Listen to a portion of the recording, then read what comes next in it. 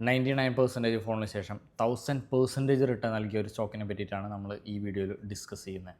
Stock വേറെ ഏതൊന്നുമല്ല, Suzlon energy തന്നെയാണ്. നമുക്ക് അതിനെ പറ്റിയിട്ടുള്ള പ്രധാനപ്പെട്ട 4 കാര്യങ്ങൾ ഈ വീഡിയോയിൽ ഡിസ്കസ് ചെയ്യാം. സുസ്ലോൺ എനർജിയുടെ ചരിത്രത്തിലെ തന്നെ ഏറ്റവും വലിയ 99.6% ഫോളിൻ്റെ റീസൺ എന്തായിരുന്നു? അതുപോലെ ഈ അടുത്തായിട്ടൊരു 40% ഫോൾ സംഭവിച്ചിട്ടുണ്ടായിരുന്നു. അതിൻ്റെ കാരണം എന്താണ്? Q3 ഫൈനാൻഷ്യൽ അപ്ഡേറ്റ്സ് എന്തൊക്കെയാണ് പറയുന്നത്, അതുപോലെ ഈ വരുന്ന ബജറ്റിൽ ഈ സ്റ്റോക്കിന് എന്തൊക്കെ എഫക്ട്സ് ആണ് ഉണ്ടാവാൻ പോകുന്നത്, നമുക്ക് ഈ 4 കാര്യങ്ങൾ വിശദമായിട്ട് തന്നെ ഈ വീഡിയോയിൽ ഡിസ്കസ് ചെയ്യാം. Welcome to my YouTube channel. എൻ്റെ പേര് വിഷ്ണു ടി. 1990-കളിൽ തുളസി താന്തിയും അവരുടെ സഹോദരങ്ങളും ചേർന്ന് ടെക്സ്റ്റൈൽ ബിസിനസ് റൺ ചെയ്യുകയായിരുന്നു. വലിയ കറണ്ട് ബില്ലുകൾ വരുന്ന സമയത്ത് അവർ സർക്കാരിൻ്റെ സഹായം ചോദിക്കുന്നതിന് പകരം 2 വലിയ വിൻമില്ലുകൾ വാങ്ങി. അവിടെ നിന്നാണ് എല്ലാം മാറി മറിയാൻ തുടങ്ങിയത്. 1995-ൽ ജർമ്മൻ പാർട്ട്ണർഷിപ്പോടുകൂടി സുസ്ലോൺ എനർജി എന്ന ഇന്നോവേറ്റീവ് കമ്പനി സ്ഥാപിതമായി. 2000-ലെ IPO തന്നെ 15 മടങ്ങ് ഓവർ സബ്സ്ക്രൈബ് ചെയ്തിരുന്നു. പക്ഷേ അതിൻ്റെ വിജയത്തിൽ തലപൊക്കിയതോടെ കമ്പനി ഓവർ കോൺഫിഡൻ്റായി വൻ കൃത്യശൂന്യതയും തുടങ്ങിയെന്ന് പറയാം. ഹാൻസൺ ആൻഡ് സെൻവിയോൺ ഈ 2 യൂറോപ്യൻ കമ്പനികൾ വാങ്ങാൻ വേണ്ടി എടുത്ത വായ്പ എന്ന് പറയുന്നത് 14,870 കോടി രൂപയായിരുന്നു. 2008-ലെ ആഗോള സാമ്പത്തിക പ്രതിസന്ധിയിൽ ബിസിനസ് നിലച്ചു എന്ന് വേണം പറയാൻ. ലോകം സോളാർ എനർജിയിലേക്ക് മാറിക്കൊണ്ടിരിക്കുന്ന സമയത്ത് സുസ്ലോൺ എനർജി എന്ന സ്റ്റോക്ക് ശരിക്കും അടിച്ചമർത്തപ്പെട്ടു. 2008-ൽ 422 രൂപയുണ്ടാകുന്ന സ്റ്റോക്കിൻ്റെ വില 2009 ഡിസംബറിൽ വെറും ₹1.65 മാറി. ഇങ്ങനെയാണ് 99.6% ഫോൾ സുസ്ലോണിൽ സംഭവിച്ചത്. പൂജ്യത്തിൻ്റെ അടുത്തേക്ക് വീണുപോയെങ്കിലും തോറ്റുപോയൊരു സ്റ്റോക്കിൻ്റെ കഥയല്ല സുസ്ലോൺ നമുക്ക് പറഞ്ഞു തരുന്നത്. 1.65 രൂപയിലേക്ക് ഫോളായെന്ന് ഞാൻ പറഞ്ഞു. 2023 മധ്യത്തിലേക്ക് നോക്കുകയാണെങ്കിൽ 8 രൂപയോളമാണ് സ്റ്റോക്കിൻ്റെ വില വരിക. അവിടുന്ന് ഒരു 1.5 വർഷത്തെ സ്ട്രോങ് റാലി തന്നെ ഉണ്ടായിരുന്നു. പിന്നെ 2024 സെപ്റ്റംബറിലേക്ക് എത്തി നിൽക്കുമ്പോൾ 1000%-ലധികം റിട്ടേൺ നൽകി 86 രൂപയിലേക്ക് സ്റ്റോക്ക് വളർന്നു. അതിനുശേഷമാണ് നമുക്ക് ഈ 40%-ൻ്റെ ഒരു ഫോൾ കാണാൻ സാധിക്കുന്നത്. ഇതൊരു കറക്ഷനായിട്ട് മാത്രമാണ് നമുക്ക് കരുതാൻ പറ്റുള്ളൂ. ഏതൊരു മാർക്കറ്റാണെങ്കിലും അത് ആകാശത്തേക്ക് മാത്രമല്ല സഞ്ചരിക്കാൻ നമ്മൾ പല വീഡിയോസിലും പറഞ്ഞിട്ടുണ്ട്. അതുപോലെ തന്നെയാണ് ഇത്. ജസ്റ്റ് ഒരു കറക്ഷനായിട്ട് മാത്രം കരുതിയാൽ മതി. അതിന് പുറകിൽ കുറച്ച് റീസൺസും കൂടിയുണ്ട്. പ്രധാന മാനേജ്മെൻറ്റിൻ്റെ രാജി അതിലൊന്നാണ്. സുസ്ലോൺ എനർജിയുടെ ന്യൂ ബിസിനസ് CEO ആയിരുന്ന മിസ്റ്റർ ഈശ്വർ ചന്ദ് മംഗൾ എന്നുള്ള വ്യക്തി ഏകദേശം 28 വർഷത്തെ എക്സ്പീരിയൻസ് ഉള്ള ആളാണ്. അദ്ദേഹം രാജിവെച്ചിട്ടുണ്ടായിരുന്നു. തുളസി താന്തിയുടെ വിശ്വസ്തനായിരുന്ന ഇദ്ദേഹത്തിൻ്റെ എക്സിറ്റ് ഈ മേഖലയിൽ വളരെ വലിയൊരു ചർച്ചയ്ക്ക് ഇടയാക്കുകയും കമ്പനിക്ക് അത് നെഗറ്റീവായിട്ട് ബാധിക്കുകയും ചെയ്തു. മറ്റൊരു കാരണം എക്സ്റ്റേണൽ പോളിസീസാണ്. വേറെ ആരുമല്ല, ഡൊണാൾഡ് ട്രംപ് തന്നെയാണ് മെയിൻ ഇഷ്യൂ. ട്രംപ് പ്രസിഡൻ്റായിട്ട് വന്ന സമയത്ത് റിന്യൂവബിൾ എനർജിയെ സപ്പോർട്ട് ചെയ്യില്ല എന്നല്ല ട്രംപ് പറഞ്ഞത്, ഇത്തരം പദ്ധതികളെ തടയുമെന്നാണ് പറഞ്ഞത്. ഇത് സുസ്ലോൺ മാത്രമല്ല, ഇൻ്റർനാഷണൽ റിന്യൂവബിൾ എനർജി സെഗ്മെൻറ്റിനെ തന്നെ നെഗറ്റീവായിട്ടാണ് ബാധിച്ചത്. സുസ്ലോണിൻ്റെ എക്സ്പോർട്സ് വരുന്ന വെറും 5% ഒക്കെയാണ് നിയർലി. പക്ഷെ അങ്ങനെ നോക്കുകയാണെങ്കിൽ ഇത് വലിയ പ്രശ്നമല്ല, പക്ഷേ ഇൻഡയറക്റ്റ്ലി ബാധിച്ചു എന്ന് വേണം പറയാൻ. അപ്പോൾ ഈ കാരണങ്ങളൊക്കെ കൊണ്ട് സുസ്ലോണിൽ ഒരു 40%-ൻ്റെ കറക്ഷൻ, ഫോൾ എന്ന് പറയാനായിട്ട് നല്ലത് ഒരു കറക്ഷൻ സംഭവിച്ചു എന്ന് പറയാം. Q3 റിസൾട്ട്സൊക്കെ നമ്മൾ നോക്കുകയാണെങ്കിൽ മനസ്സിലാവും സുസ്ലോൺ ഒരു റിവൈവലിൻ്റെ സ്റ്റേജിലാണ്. അത് കണ്ടിന്യൂസ് ആയിട്ട് അപ്പർ സർക്യൂട്ട്സൊക്കെ നൽകുന്നുണ്ട്. ടെക്നിക്കലി നോക്കുകയാണെങ്കിൽ ഇപ്പോൾ ഒരു kind of daily time frame ലെവലിലേക്ക് വന്നു നിൽക്കുന്നുണ്ട്. ഡെലിവറീസ് നോക്കുകയാണെങ്കിൽ 75% ക്വാർട്ടർ ടു ക്വാർട്ടറിൽ ഇൻക്രീസ് സംഭവിച്ചിട്ടുള്ളത്. 163% increase year to year ബേസിസിലുണ്ട്.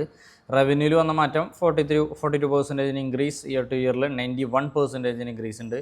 EBITDA 70% jump ആയിട്ടുണ്ട്.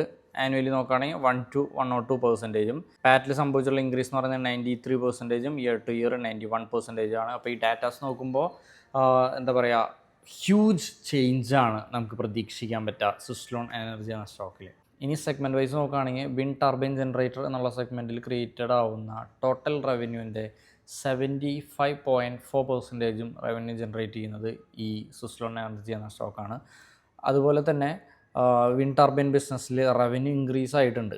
എത്ര ഇൻക്രീസ് ആയി നോക്കി കഴിഞ്ഞാൽ 99% ഇൻക്രീസ് സംഭവിച്ചിട്ടുണ്ട് ലാസ്റ്റത്തെ 9 മാസത്തെ കണക്ക് നോക്കുകയാണെങ്കിൽ. ഓക്കെ, അതുപോലെ തന്നെ EBITDA 5x മാറ്റമാണ് എബിറ്റയിൽ സംഭവിച്ചിട്ടുള്ളത്. കുറച്ചും കൂടി പോസിറ്റീവായിട്ടുള്ള കാര്യങ്ങളിവിടെ സംഭവിച്ചിട്ടുണ്ട്. 2 വർഷത്തിൻ്റെ ഉള്ളിൽ 5.5 GHz ഒരു പദ്ധതി പൂർത്തീകരിക്കുമെന്ന് പറയുന്നുണ്ട്. അതുപോലെ തന്നെ മാനേജ്മെൻറ്റ് ഇൻഡിക്കേറ്റ് ചെയ്യുന്നത് Q4 കുറച്ചും കൂടി ബെറ്റർ ആയിരിക്കും, Q3 ജനറേറ്റ് ചെയ്തതിനേക്കാളും കൂടുതൽ റവന്യൂ ജനറേറ്റ് ചെയ്യാൻ പറ്റും എന്നാണ്. അതുപോലെ ക്രിസിൽ എന്ന ഏജൻസി, റേറ്റിംഗ് ഏജൻസി സ്വിസ്ലോണിൻ്റെ റേറ്റിംഗ് അപ്ഗ്രേഡ് ചെയ്തിട്ടുണ്ട്, പോസിറ്റീവിലേക്ക്, അതായത് എ ഗ്രേഡിലേക്ക് മാറ്റിയിട്ടുണ്ട്. ഇതൊക്കെ എല്ലാം നമ്മുടെ സ്റ്റോക്ക് എന്നുള്ള രീതിയിൽ നോക്കുമ്പോൾ ഫണ്ടമെൻ്റലി ചെക്ക് ചെയ്യുന്ന സമയത്ത് ഒരു പോസിറ്റീവ് സൈൻ തന്നെയാണ്. ഞാൻ നേരത്തെ അതുപോലെ പറഞ്ഞു, സ്റ്റോക്ക് ഇപ്പോൾ ടെക്നിക്കലി ഒരു ബെറ്റർ ലെവലിലും കൂടിയിട്ടാണ് വന്ന് നിൽക്കുന്നത്. ബജറ്റിൻ്റെ ഇമ്പാക്റ്റ് ഈ സ്റ്റോക്കിൽ എന്താണെന്നും കൂടി നമുക്ക് ചെക്ക് ചെയ്ത് നോക്കാം. ഫൈനാൻസ് മിനിസ്റ്റർ അലോക്കേറ്റ് ചെയ്തിട്ടുള്ളത് 48,396 കോടിയാണ് പവർ സെക്ടറിന് വേണ്ടിയിട്ട്. ലാസ്റ്റ് ഇയർ വെച്ച് നോക്കുമ്പോൾ 30% ഒരു റൈസ് നമുക്ക് കാണാൻ പറ്റും. മിനിസ്ട്രി ഓഫ് പവർ 21,847 കോടി അലോക്കേറ്റ് ചെയ്തിട്ടുണ്ട്. Ministry of new and renewables energy 26,549 കോടി. ഇപ്പോൾ ഈ പറഞ്ഞ 26,549 കോടി എന്ന് പറഞ്ഞു റിന്യൂവബിൾസിന് വേണ്ടിയിട്ട് അലോക്കേറ്റ് ചെയ്തിട്ടുള്ളത്. അതിൽ 20,000 കോടി പോകുന്നത് PM സൂര്യഗർ, അതായത് ഫ്രീ ഇലക്ട്രിസിറ്റി, സോളാർ വഴി ഫ്രീ ഇലക്ട്രിസിറ്റി കൊടുക്കുന്ന ഒരു പ്രോഗ്രാമിലേക്കാണ്. ബാക്കി വരുന്ന ആകെ 500 കോടി വരെ മാത്രമാണ് ഈ പറഞ്ഞ ബാക്കി എനർജി സെക്ടറിലേക്ക് പോകുന്നത്. അതായത് അവിടെ ഒരു 37% ഡ്രോപ്പ് സംഭവിച്ചിട്ടുണ്ട്. ഇത് ചിലപ്പോൾ സ്വിസ്ലോണിനെ നെഗറ്റീവായിട്ട് ബാധിക്കാനും സാധ്യതയുണ്ട്. പക്ഷേ വേറെ രീതിയിൽ ചിന്തിക്കുകയാണെങ്കിൽ അങ്ങനെ നെഗറ്റീവായിട്ട് ഇത് ബാധിക്കേണ്ട ആവശ്യമില്ല. കാരണം സ്വിസ്ലോണിൻ്റെ പ്രൊജക്റ്റ് എന്ന് പറയുന്നത് ഫുൾ ഗവൺമെൻറ്റിനെ ഡിപ്പെൻഡ് ചെയ്തിട്ടുള്ളതല്ല, ഇത്തിരി മിക്സാണ്. ഏകദേശം 58% കമ്പനിയുടെ പ്രൊജക്റ്റും വരുന്നത് റീറ്റെയിലേഴ്സിൻ്റെ കയ്യിൽ നിന്നാണ്, അല്ലാണ്ട് ഗവൺമെൻറ്റിൻ്റെ കയ്യിൽ നിന്നല്ല. അതുപോലെ 21% വരുന്നത് ആണ് സെൻട്രൽ ഓർ സ്റ്റേറ്റ് ഗവൺമെൻറ് ഓപ്ഷൻസിൽ നിന്നാണ്. 21% വരുന്നത് PSU, അതായത് 58% സ്റ്റിൽ ഹ്യൂജ്. അത് റീറ്റെയിൽസിൻ്റെ ഒരു പ്രൊജക്റ്റ് തന്നെയാണ്. അപ്പോൾ കമ്പനീനെ നേരത്തെ പറഞ്ഞ ആ നെഗറ്റീവായിട്ടുള്ള ന്യൂസ് ബാധിക്കാനുള്ള സാധ്യത കുറവാണ്. നമ്മൾ ഈ വീഡിയോ എവിടെ നിന്നാണ് തുടങ്ങി? സ്വിസ്ലോൺ എനർജി എന്ന സ്റ്റോക്ക് 422 രൂപയുടെ അടുത്ത് വാല്യൂ ഉണ്ടായിരുന്നു. അവിടുന്ന് 99.6% ഫോളോ ആയിട്ട് 1.65 രൂപയിലെത്തി. അവിടെ നിന്ന് പതുക്കെ ഇഴഞ്ഞ് ഒരു 8 രൂപയിലേക്ക് എത്തി. അവിടെ നിന്ന് 1000% റിട്ടേൺ നൽകിയിട്ടാണ് 86 രൂപയോളം ആയിട്ടുള്ളത്. അതിന് ശേഷം ഒരു 40% ഫോള് തന്നു. ഇപ്പോൾ മാർക്കറ്റ് ടെക്നിക്കലി ഒരു നല്ല സ്പോട്ടിലാണ് വന്ന് നിൽക്കുന്നതെന്ന് പറഞ്ഞു. ഇപ്പോൾ ബജറ്റ് കാരണം കൊണ്ട് സ്വിസ്ലോൺ എനർജിയിൽ എന്തൊക്കെ മാറ്റങ്ങളാണ് വരാൻ സാധ്യതയുള്ളത്, അപ്പോൾ ഇങ്ങനത്തെ കുറച്ച് കാര്യങ്ങളാണ് ഡിസ്കസ് ചെയ്തത് നമ്മൾ. അപ്പോൾ ഞാനിവിടെ ഫണ്ടമെൻ്റലി കുറച്ച് കാര്യങ്ങൾ ചർച്ച ചെയ്തു, ഫോളിനുള്ള റീസൺ ചർച്ച ചെയ്തു, ബജറ്റിൻ്റെ കാര്യങ്ങൾ ചർച്ച ചെയ്തു, മാനേജ്മെൻറ്റിൽ ഉണ്ടായിട്ടുള്ള ചെറിയൊരു രീതിയിലുള്ള കാര്യങ്ങളും ചർച്ച ചെയ്തു. അപ്പോൾ ഞാൻ ഈ പറഞ്ഞ ഡീറ്റെയിൽസ് മനസ്സിലാക്കിക്കൊണ്ട് മാത്രം സ്വിസ്ലോൺ എനർജി എന്ന സ്റ്റോക്കിൽ ഇൻവെസ്റ്റ് ചെയ്യാതിരിക്കുക. ഏതൊരു സ്റ്റോക്കിൽ ഇൻവെസ്റ്റ് ചെയ്യുന്നതിന് മുൻപായിട്ട് അതിനെക്കുറിച്ച് കൂടുതൽ അറിഞ്ഞതിന് ശേഷം മാത്രം അതിലേക്ക് കടക്കുക.